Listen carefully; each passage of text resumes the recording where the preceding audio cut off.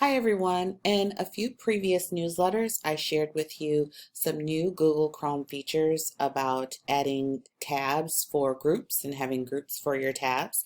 And I did get a couple of questions about how can you save that if you close your windows, or is that possible? And it was not possible for you to do that in your tab groups. But over break, I've now discovered two new things that have come up in Google Chrome when I turned on my computer that I wanted to share with you. So it's a tab locator and a reading list that some of you may have seen starting this week as your updates are coming in. And if not, then either make sure that you have completed an update, you refresh and restart your computer, and then they should start to populate for you. Let's take a look. So when I opened up my laptop the other day, I noticed that there were two things that I saw that were different on my desktop that I had not seen before. So I was like, what is that? So I have a new window that's open and just a new tab. So nice and clean, nothing else is showing or visible. And I saw over here in the corner that I had this little circle with the drop down arrow. So when I clicked on it, I'm like, what is this? So I noticed that it's giving me these tabs that I have open, but they're not on the window that I have here.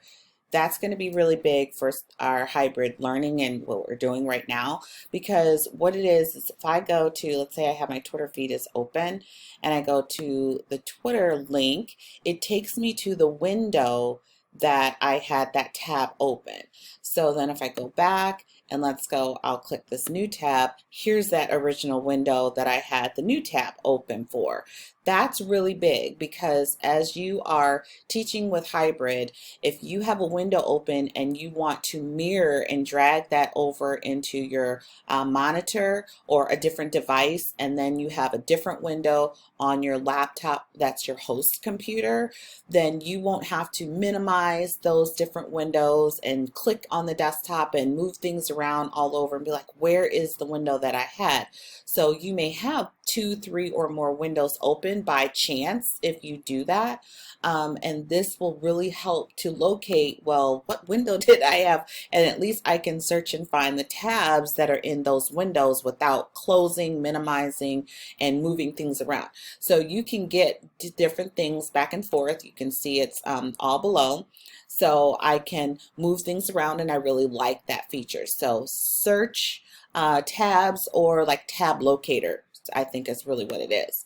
The second thing that I found was this reading list. So below, usually in this area, you might also have seen where it's the update button. If you need an update, please do that. And then you will start to see both of these new features will start to populate. You just need to refresh. But reading list is very similar to bookmarks. The difference is, like, so I'll have a lot of things open if I have in my tabs and I want to clear up that real estate that I might have had here, and I'll say, okay, I can't get to it right now. I'll just go ahead and bookmark it and I'll get to it later. Well, then your bookmarks are like forever like this. And then you have to get back into Bookmark Manager. You have to clean that up if you do, and make sure that you find where is it that I was looking at and what was I working on the other day that I want to get back to if you do so, or you end up just keeping your tabs open up here and then you get into the tab groups like I was teaching you before. So, but reading lists, they're really making it even more efficient for us. So instead of making a bookmark, let's say I'm going to type in, I'm just going to do, which I had done before, like hybrid learning. So let's say I have a search engine here, hybrid learning. I found a few articles that were in here that I thought were interesting and I want to read, but I just can't get to it right now. So I'm going to go up to my star as if I was going to bookmark it, but I'm going to put this in my reading list. So I'll click reading list. I'll go over here. It's now in my reading list. It doesn't matter if it's a search. It doesn't matter if it's a doc, one of your Google apps. You can see I have a few of those in here.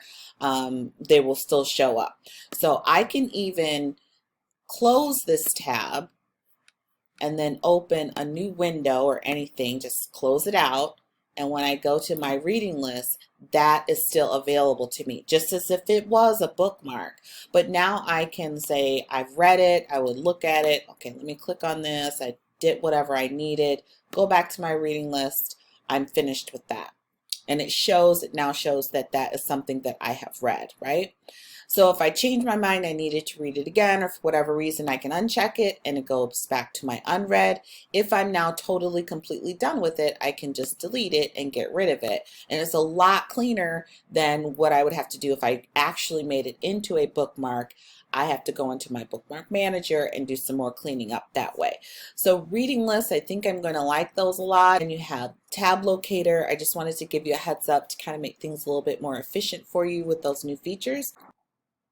If you find that you do not like the reading list and you don't want to even have it visible here, I'm going to put a link in the comments and I'll probably also in the newsletter that will show you how to disable this, that you can remove it from your menu bar so that you don't have to see it and worry about it. So go ahead, if you have any questions for me, let me know, and take care.